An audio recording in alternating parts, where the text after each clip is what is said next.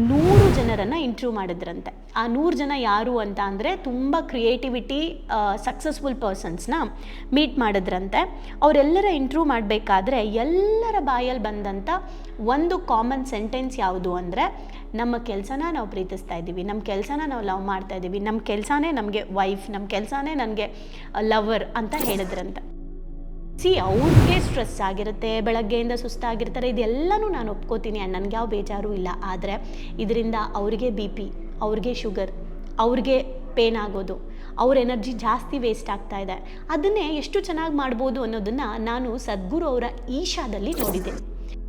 ನಾನು ಜೀವನದಲ್ಲಿ ನನ್ನ ಜೀವನ ಇಡೀ ನಾನು ದಿನಾ ನಾನು ಕೆಲಸ ಮಾಡಿದ್ದೀನಲ್ವಾ, ಸೊ ಇಡೀ ನನ್ನ ಜೀವನವಿಡೀ ನಾನು ಒಂದು ದಿನಾನೂ ಕೆಲಸ ಮಾಡಲೇ ಇಲ್ಲ, ಮಾಡಿದ್ದೆಲ್ಲ ಕೂಡ ಖುಷಿ ಅಂತ ಹೇಳ್ತಾ ಇದ್ದಾರೆ.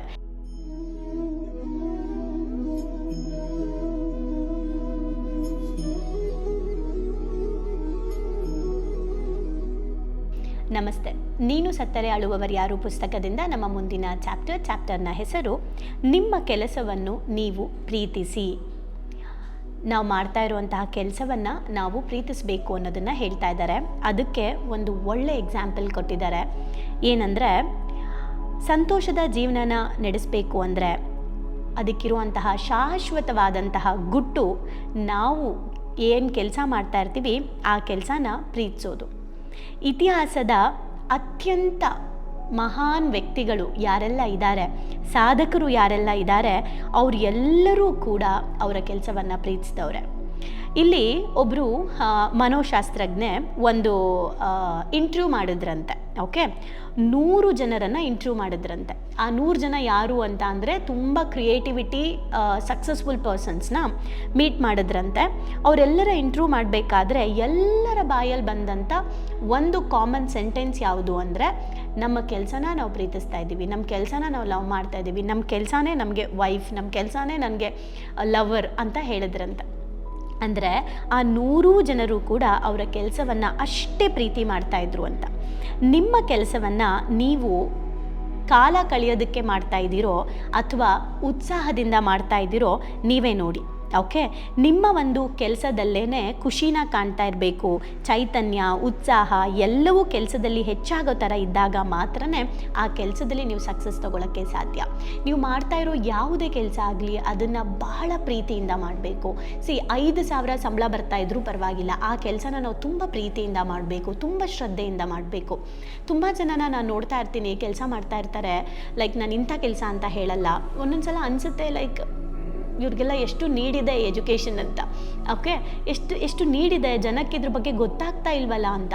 ಈಗ ಫಾರ್ ಎಕ್ಸಾಂಪಲ್ ದೇವಸ್ಥಾನದಲ್ಲಿ ದೇವ್ರ ಪೂಜೆ ಮಾಡ್ತಾ ಇರ್ತಾರೆ, ಪೂಜಾರಿಗಳು ಕೋಪ ಮಾಡಿಕೊಂಡು ಮಾಡ್ತಾ ಇರ್ತಾರೆ. ದೇವ್ರ ದರ್ಶನ ಮಾಡಿಸ್ಬೇಕಾದ್ರೆ ಮುಂದೆ ಹೋಗಿ ದಯವಿಟ್ಟು ಮುಂದೆ ಹೋಗಿ ಅಂತ ತಳ್ಳೋದು ಎಷ್ಟು ಇದೆ, ಎಳ್ದು ಬಿಸಾಕ್ತಾ ಇರ್ತಾರೆ ದರ್ಶನ ಮಾಡ್ಕೋಬೇಕಾದ್ರೆ ದೇವಸ್ಥಾನದಲ್ಲಿ. ಅಂದರೆ ಅವ್ರಿಗೆ ಸ್ಟ್ರೆಸ್ ಆಗಿರುತ್ತೆ, ಬೆಳಗ್ಗೆಯಿಂದ ಸುಸ್ತಾಗಿರ್ತಾರೆ, ಇದೆಲ್ಲನೂ ನಾನು ಒಪ್ಕೋತೀನಿ, ನನಗೆ ಯಾವ ಬೇಜಾರು ಇಲ್ಲ. ಆದರೆ ಇದರಿಂದ ಅವ್ರಿಗೆ BP, ಅವ್ರಿಗೆ ಶುಗರ್, ಅವ್ರಿಗೆ ಪೇನ್ ಆಗೋದು, ಅವ್ರ ಎನರ್ಜಿ ಜಾಸ್ತಿ ವೇಸ್ಟ್ ಆಗ್ತಾ ಇದೆ.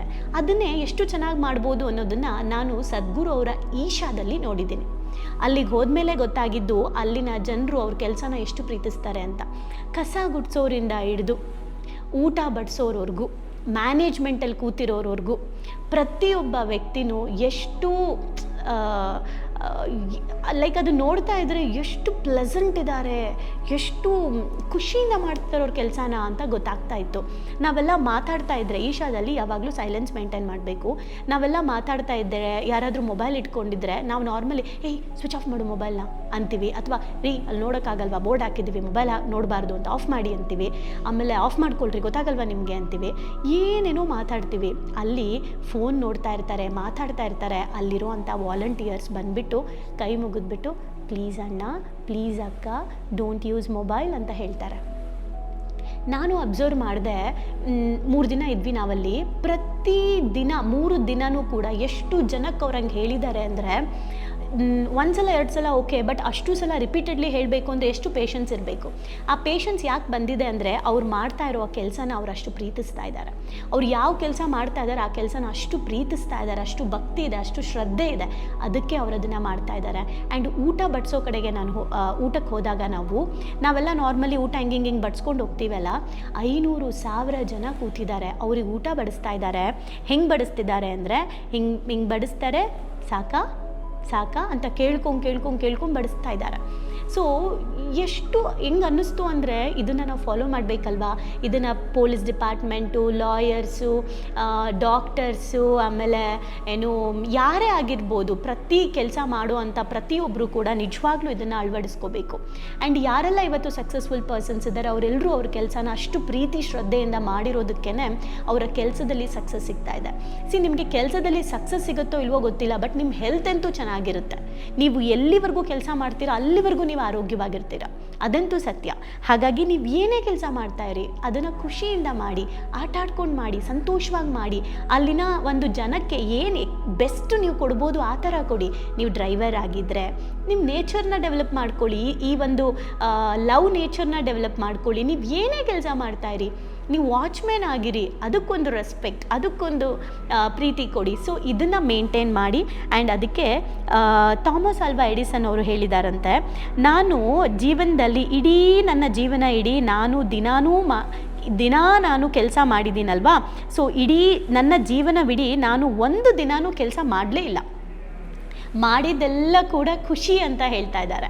ಅಂದರೆ ಅವ್ರು ಎಷ್ಟು ಕೆಲಸ ಮಾಡಿದ್ದಾರೆ, ಆದರೆ ಥಾಮಸ್ ಆಲ್ವಾ ಎಡಿಸನ್ ಹೇಳ್ತಿದ್ದಾರೆ ನಾನು ಕೆಲಸನೇ ಮಾಡಿಲ್ಲ, ನಾನು ಮಾಡಿದ್ದೆಲ್ಲ ಖುಷಿ ಅಂತ.